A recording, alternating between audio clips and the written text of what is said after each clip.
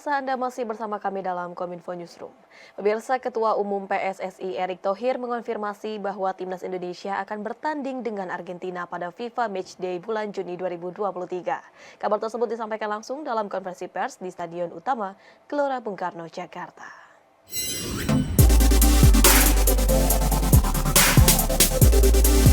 Setelah cukup lama menjadi isu di pecinta sepak bola tanah air terkait kedatangan juara dunia FIFA, sore ini, Ketua PSSI Erick Thohir dalam konferensi persnya Rabu 24 Mei 2023 memastikan bahwa timnas Indonesia akan berlaga melawan timnas Argentina dalam FIFA Matchday.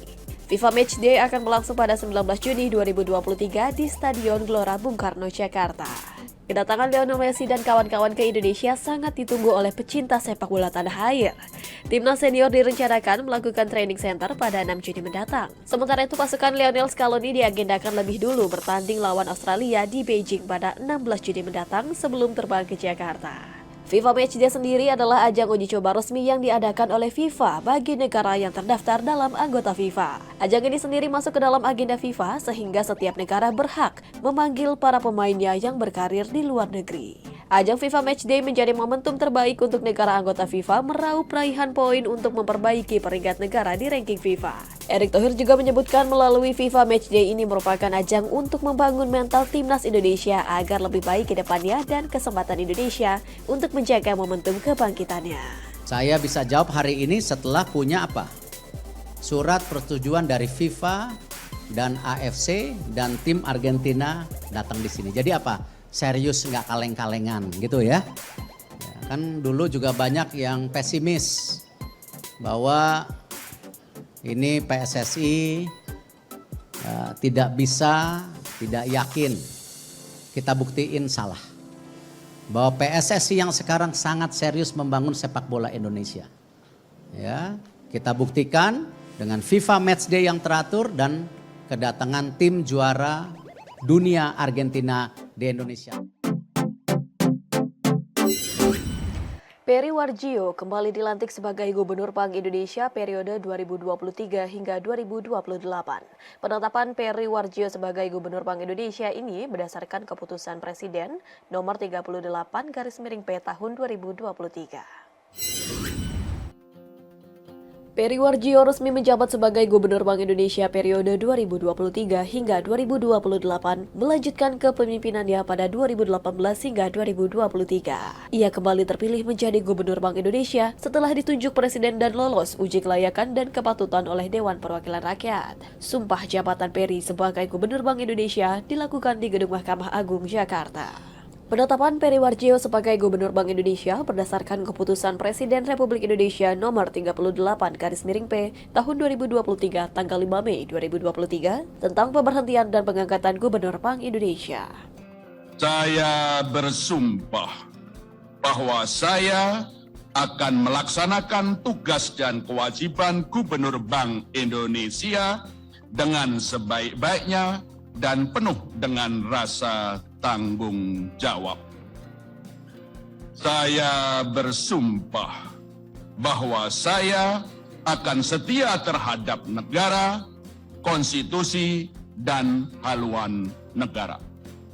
Ini merupakan periode kedua Peri Warjio sebagai Gubernur Bank Indonesia. Sebelumnya, Peri Warjio diangkat sebagai Gubernur Bank Indonesia periode 2018 hingga 2023. Peri adalah Gubernur ke-16 Bank Indonesia. Adapun Gubernur Bank Indonesia sebelumnya adalah Agus Martowardoyo yang masa jabatannya berakhir pada tahun 2018. Selama 5 tahun pertama periode kepemimpinannya, Peri memimpin Bank Indonesia dan kebijakan moneter Indonesia melewati tekanan ekonomi yang disebabkan pandemi COVID-19 pada tahun 2020. Bersama pemerintah, Peri juga turut membantu kesuksesan penyelenggaraan G20 pada tahun 2022 lalu. Peri Warjio memiliki karir yang panjang di Bank Indonesia sejak tahun 1984, khususnya di area riset ekonomi dan kebijakan moneter, isu-isu internasional, transformasi organisasi dan strategi kebijakan moneter, pendidikan dan riset kebanksentralan, pengelolaan devisa dan utang luar negeri, serta Biro Gubernur. Pada tahun 2027 hingga 2009, Peri Warjio menduduki posisi sebagai Direktur Eksekutif di Dana Moneter Internasional atau IMF. Sementara itu pemirsa, jamaah haji kloter pertama mulai berangkat pada hari ini Selasa 24 Mei 2023. Para jamaah akan tiba di Madinah untuk menjalankan rangkaian ibadah haji dan menyempurnakan dengan rukun Islam yang kelima. Kementerian Agama secara bertahap mulai memberangkatkan jamaah haji Indonesia mulai hari ini. Sebanyak 388 jamaah embarkasi Jakarta Pondok Gede atau JKG 01 pada 24 Mei 2023 pada dini hari pukul 00.30 waktu Indonesia Barat menjadi kelompok terbang pertama yang telah diberangkatkan dari Bandara Internasional Soekarno-Hatta. Kepala Biro Humas Data dan Informasi Ahmad Fauzin dalam konferensi pers menyatakan, total jamaah haji yang diberangkatkan pada 24 Mei 2023 sebanyak 7.510 jamaah yang terbagi dalam 19 kelompok terbang. Sebanyak 16 kelompok terbang dengan jumlah jemaah sebanyak 6.383 akan tiba di Bandara Amir Muhammad bin Abdul Aziz Madinah di hari yang sama. Sementara 3 kelompok terbang lainnya 1.127 jemaah akan tiba di Madinah pada Jumat 25 Mei 2023. Ahmad Fauzin juga mengingatkan agar jamaah haji bisa menjaga kesehatan selama di perjalanan di Arab Saudi hingga nantinya kembali ke tanah air. Mengingat kondisi cuaca di Arab Saudi berbeda dengan di Indonesia. Bagi jemaah lansia, jangan memaksakan diri untuk melaksanakan ibadah sunnah.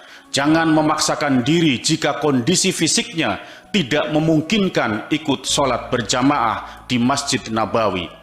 Jemaah juga bisa menunaikan sholat di pemondokan untuk menghindari kelelahan. Selanjutnya bagi para jamaah haji yang ingin melaksanakan ibadah di Masjid Nabawi, Madinah, berikut informasi tips dan panduan yang perlu diperhatikan.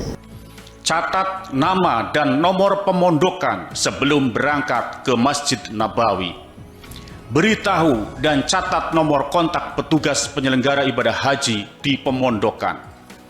Kenakan identitas pengenal, terutama gelang jemaah. Jangan tukar-menukar gelang dengan jemaah lainnya. Pergi dan pulang secara berkelompok. Gunakan pelembab kulit dan bibir untuk menghindari iritasi akibat cuaca panas. Selalu gunakan alas kaki dan kaos kaki untuk menghindari kaki melepuh. Jika kehilangan alas kaki, jangan memaksakan diri pulang ke hotel tanpa sandal di siang hari. Sebab jalanan yang dilalui sangat panas. Hubungi petugas yang ada di sekitar jemaah. Kementerian Pemberdayaan Perempuan dan Perlindungan Anak bersama dengan Organisasi Kemanusiaan, Wahana Visi Indonesia dan Himpunan Psikologi Indonesia meluncurkan modus pencegahan dan penanganan kekerasan seksual pada anak. Modul yang dibangun berdasarkan pemetaan dan hasil riset ini merupakan masukan dari orang tua, pengasuh dan juga anak-anak. Kementerian Pemberdayaan Perempuan dan Perlindungan Anak bersama Organisasi Kemanusiaan Wahana Visi Indonesia dan Himpunan Psikologi Indonesia meluncurkan modul pencegahan dan penanganan kekerasan seksual pada anak. Penerbitan modul ini bagian dari upaya mengimplementasikan dan mengawal Undang-Undang Nomor 12 Tahun 2022 tentang tindak pidana kekerasan seksual. Asisten Deputi Pemenuhan Hak Anak Bidang Pengasuhan dan Lingkungan Kementerian PPPA, Rohika Kurniadisari mengatakan, 2 dari 10 anak laki-laki dan 3 dari 10 anak perempuan masih mengalami kekerasan dalam bentuk apapun dalam 12 bulan terakhir. Survei juga menyebutkan 3 anak dari 10 anak laki-laki maupun 4 anak dari 10 anak perempuan mengalami kekerasan dalam bentuk apapun sepanjang hidup mereka. Hal ini tentu hal yang menyedihkan bagi kita semua. Kita menyadari bahwa ini perlu ada yang kita akhiri untuk menjamin kekerasan yang terjadi pada anak.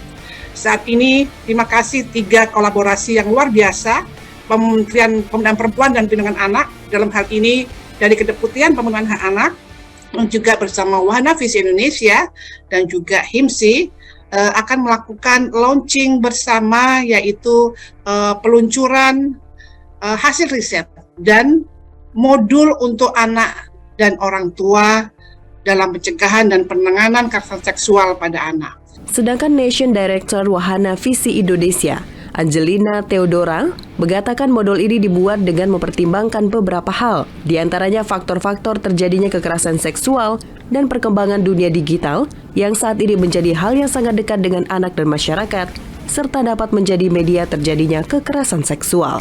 Wahana Visi Indonesia, Kemen PPA, dan HIPSI telah melakukan riset yang mendalam terkait dengan pengetahuan dan keterampilan orang tua, pengasuh, dan anak dalam pencegahan dan penanganan kekerasan seksual pada anak. Hasil riset ini selanjutnya menjadi dasar bagi pembuatan modul yang ditujukan untuk orang tua dan anak. Modul yang dibangun berdasarkan pemetaan dan hasil riset ini juga telah ditinjau dan diberikan masukan oleh orang tua, pengasuh, dan anak-anak agar dapat diterima dengan baik dan mampu dilakukan. Modul ini juga menjadi turunan implementasi Perpres nomor 25 tahun 2021 tentang kebijakan Kabupaten Kota Layak Anak dan akan berkontribusi dalam pemenuhan hak anak dan perlindungan anak demi menuju Indonesia Layak Anak 2030.